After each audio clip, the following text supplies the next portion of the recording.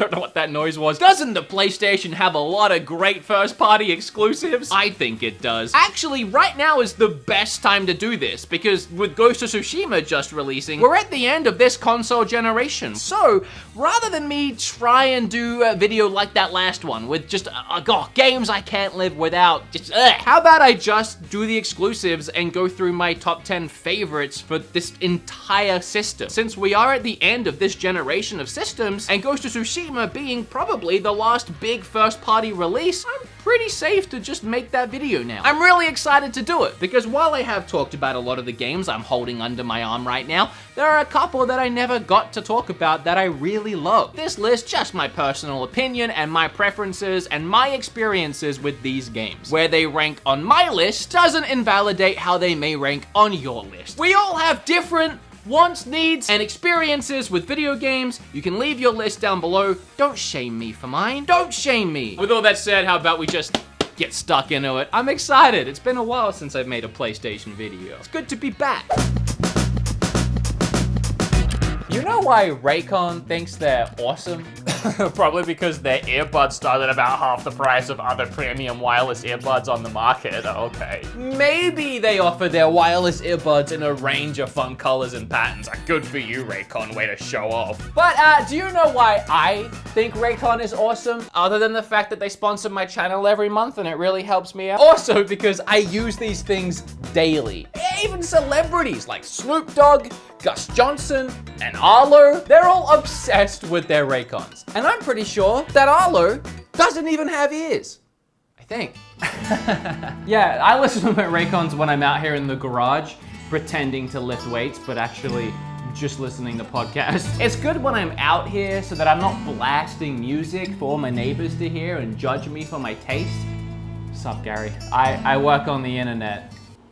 It's a whole thing. Raycon's everyday E25s, these bad boys, are their best model yet. So it's actually really hot out here. So if you wouldn't mind clicking that link below or going to buyraycon.com/beatemups to get 15% off your order, I'd appreciate it so I could go back inside, get on with the video.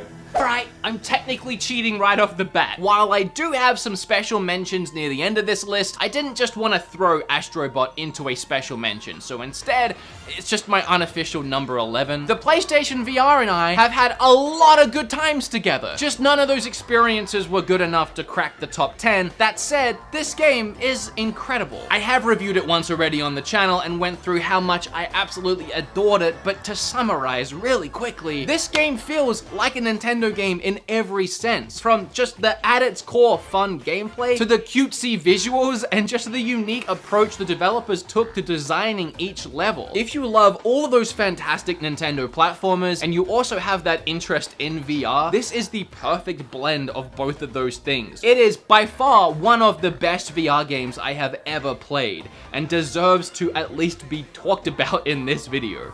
Death Stranding is my number 10 on this list. This might upset some people.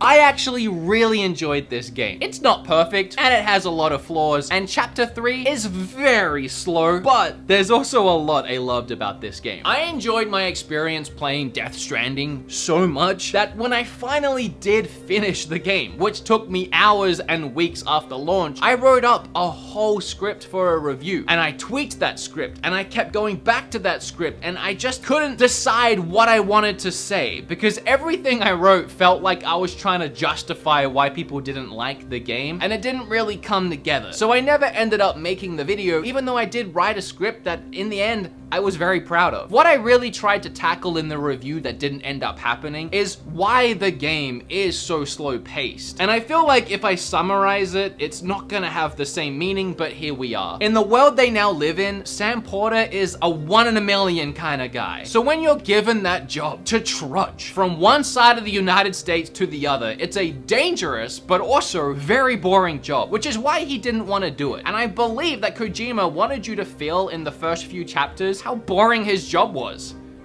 And it worked. Yeah, it was very boring, and a lot of people couldn't even get through the first few chapters, and I don't blame anyone for that. But at about the 4th chapter, Sam finds himself getting tangled up in a storyline much bigger than he anticipated when he accepted the job. I just instantly got engrossed at that point. I went from almost giving up on the game to there being not a chance of me putting it down. The action, and especially the story, had me totally gripped and immersed in this world. It's very interesting to look at it retrospectively with the current climate we're dealing with now. In this world, everyone lives behind closed doors. You travel miles to get to these places, and no one even bothers to open their doors and come and meet you face to face. Everything is digital. The world runs on likes and working together as a community, but through the digital world. A lot of people criticize that as Kojima trying to make some weird statement about the way the world is heading, and here we are just months later, and this game couldn't be more relevant than it is now. By the end of this game and the final moments of storytelling, I was in tears, and not many mediums from movies, TV shows to video games have moved me to the point of tears. Oh, I was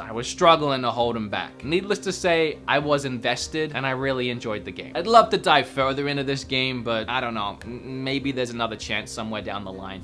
The Final Fantasy VII Remake. This one might be a lot higher on most of your lists, but I think you'll understand when I say the reason why it's lower on mine, I don't have nostalgia for the game. I never really played it back in the day. I didn't get very far, and I really don't remember anything that I played. Final Fantasy IX resonated with me a lot more. I adored Final Fantasy IX. From the moment I played it and replayed it and replayed it, I was in love with that game. Final Fantasy IX was, for me, what Final Fantasy VII is to the rest of the world, it seems like. So when this remake came around and the entire world exploded with excitement, there was me thinking, shame it's not Final Fantasy IX. And I didn't think when I played it, it would ever hit a top 10 list for me, because I didn't have that nostalgia. But this remake, it's freaking good! As someone who doesn't hold the original very close to his heart, I feel like they did a great job remaking it and retelling the story. Oh, the combat is perfect. I have never experienced a real-time action combat system being perfected in this way. Switching between all the characters, taking those split seconds to slow down time and plan your next move. For those that did finish it, you'll know what I'm talking about when I say they really focused on the characters' fates and them wanting to change their own fates. And I feel like, considering they really wanted to expand on this entire universe, the most interesting way to do that would be to shake things up a little bit and having the characters themselves decide to change their own fates and change the outcome over what was predetermined for them. That predetermined story being the original game was a very clever way of not really breaking the fourth wall, but having these characters break out of their expectations from the fans and people that played the original game and go in a new direction. A very clever way to shake things up and make things a little different. I just love what they did throughout this entire game, but specifically so towards the end. Where's my Horizon Zero Dawn? Oh, there it is. Horizon Zero Dawn. That's the next one. This one made it to number 8, even though it almost didn't even make it onto the list. Horizon Zero Dawn, don't get me wrong, is an incredible game. For some reason, it didn't hit with me initially. When I first played it, I think I was just at that stage where I was really burnt out on open world games, and try as I might, I couldn't get invested in Horizon Zero Dawn. And then I put the game down, and I came back to it like a year later and played a little bit more, and then put the game down again, and then finally came back months later and finished it. So I played it in 3 installments spread across like 2 years, but recently the game was ported to PC and it's getting a sequel. So I'm seeing this game pop up everywhere again, and I'm seeing gameplay of it, and it looks incredible. And I'm beginning to look back at this game and wonder how I couldn't have just been enamored by it, because everything I'm seeing about it now looks like a game I really want to play. So I think back to the original idea for this video being games that I can't live without on the PlayStation 4, before I tweaked what I was doing here a little bit, and I realized that if there was a game I couldn't get rid of right now, it's this one, because I need to give it another chance, specifically so before the sequel comes out. I actually gave Days Gone a pretty extensive review in a video I made all about zombie games I really enjoyed, because I really enjoy zombie games. It's a whole genre in its own, but Days Gone was the height of the zombie game craze, and it nailed a lot of concepts that zombie games were trying to push for years. The biggest one being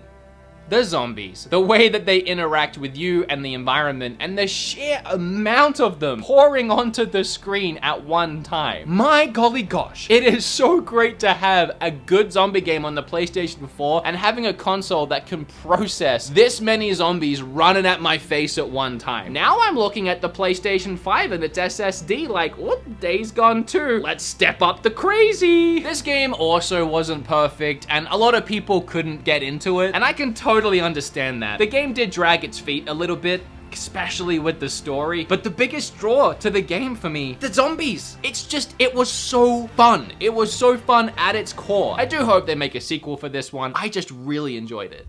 Oh, look at the new boy stepping on up. Ghost of Tsushima. Again, I haven't finished this game yet. I've been playing it since launch day, and the only reason I haven't finished it is because at some point while playing, I decided I wasn't gonna bother rushing through it to review it. I was just gonna play it at my own leisure. You can blast through the main story and probably knock it out in a day or two, but there are so many extra little things that you can do and discover and mess around with. For one, all of the side tales with the other characters you find along your journey, all of the epic samurai fights where if you win, you learn a new technique and they're always hosted in these really cool locations, and then just leveling myself up to becoming the most skilled and badass samurai possible. The game is so beautiful that it's the first game I've actually ever cared about using the in-game camera to take photos of my environment.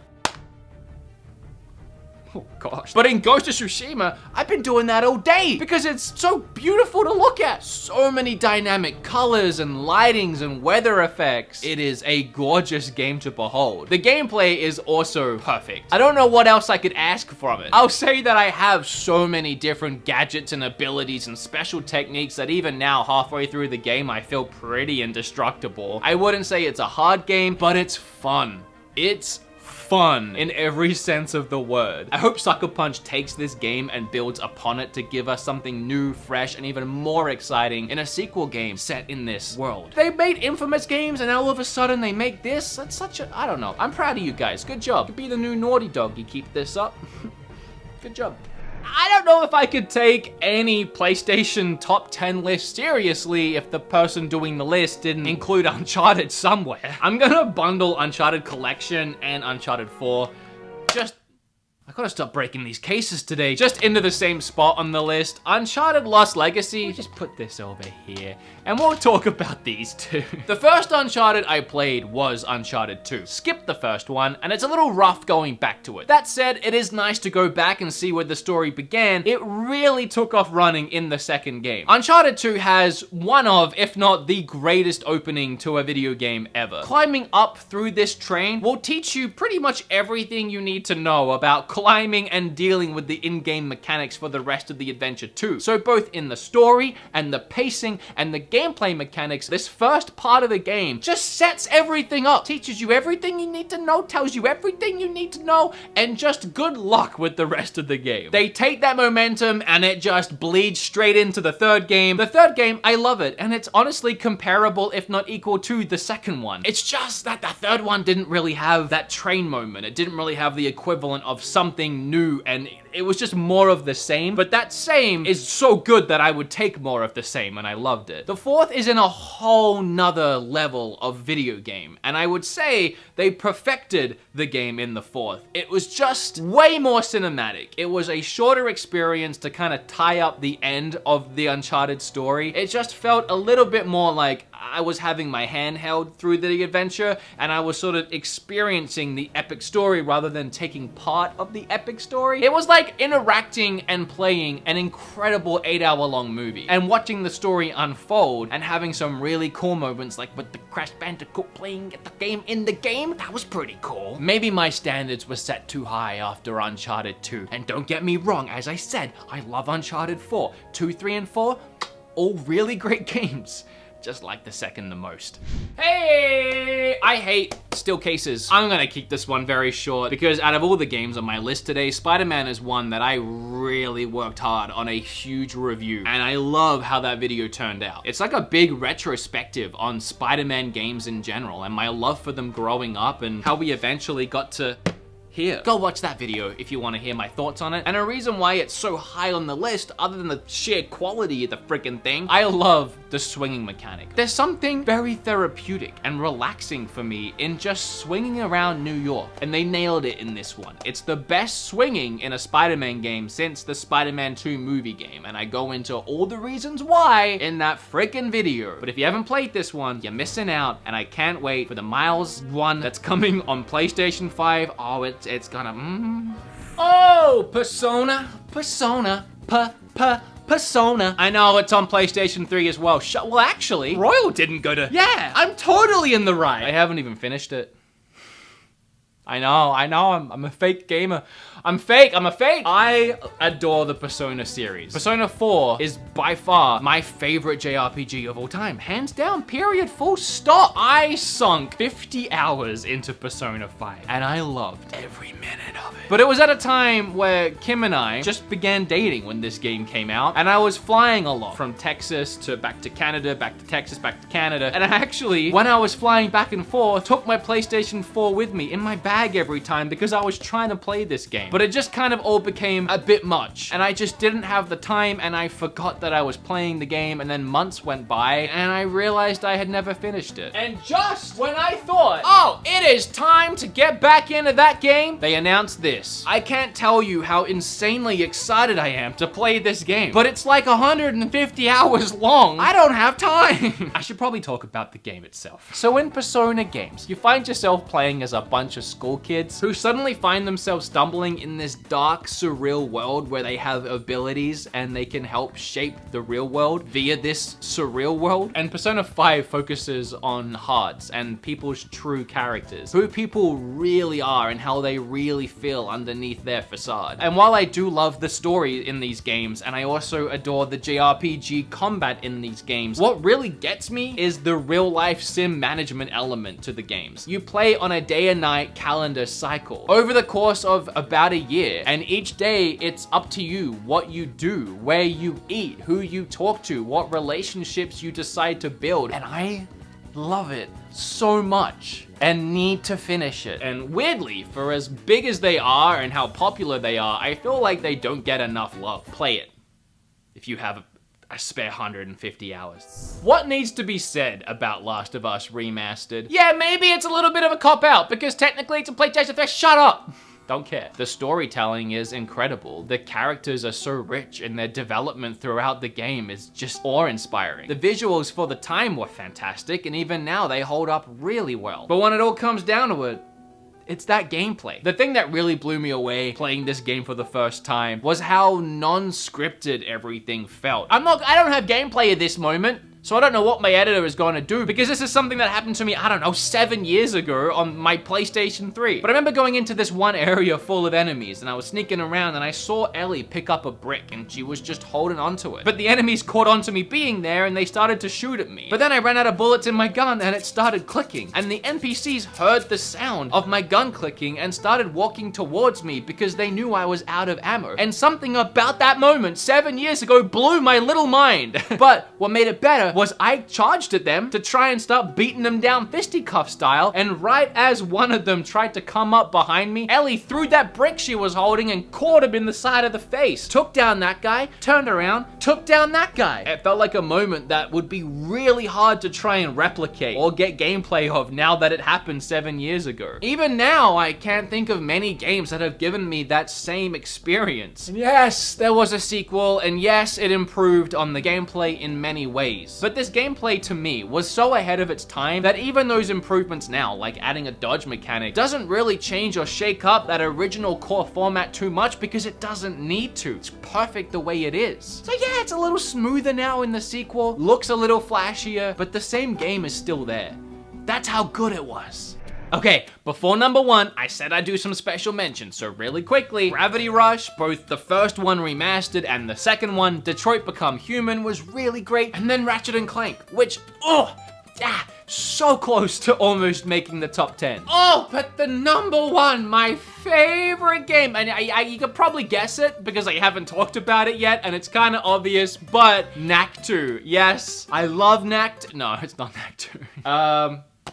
Yeah, it's God of War. Yeah, just a little old game, God of War. I don't know what to say that I didn't already cover in my God of War review. I really like that review too, so go watch that if you want to hear my full thoughts on this game. I put a lot of work into that one as well. God of War transcended gaming this generation. It did something that a lot of us didn't expect to see until next generation in so many ways. From the moment you start, it's one long adventure. You live every second in these characters' lives as it plays out. It's a game you play in real time. It's an adventure and a story you experience with the characters. And to heighten that experience from start to finish, they removed all loading screens. Sure, they hid them very cleverly and sneaky in places, but then throw all that out the window and you just have some of the best hack and slash you've ever seen. Show me something more therapeutic and awesome than throwing a friggin' axe, just leaving it as long as you want, and then bringing that sucker back. I always wanted to dive back into the game now that I've put it down for so long, but I know that I got so good at the game that if I tried going back into it now, I would just feel pathetic. I would really have to refresh my rusty skill set at this point because I played it a lot and I was knocking out those Valkyries without too much issue. Now I would get decimated. If you haven't played God of War, it's the PlayStation 4 game. I didn't think anything would top Last of Us, but yeah, I mean, yeah, come on. Gosh darn it, this is a great game. Oh, well, hot dang. Yeah, that's the video. I hope you guys liked it. That last video was a lot of fun to make, so this was fun to make too. I just get to stand here and blab about the games I really enjoyed. Let me know what you'd like to see me do next. Either like 10 of all games or Xbox, Mega Drive, I don't know. Like the video if you liked it, subscribe if you, I don't know, you have a brain. I'll see you in the next one.